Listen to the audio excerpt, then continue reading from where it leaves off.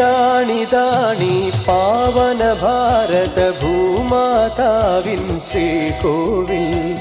ഇവിടെ നമിക്കാം, ഇവിടെ ജപിക്കാം, ഇവിടെ സാധന ചെയ്തിടാം. ഇവിടെ നമിക്കാം, ഇവിടെ ജപിക്കാം, ഇവിടെ സാധന ചെയ്തിടാം.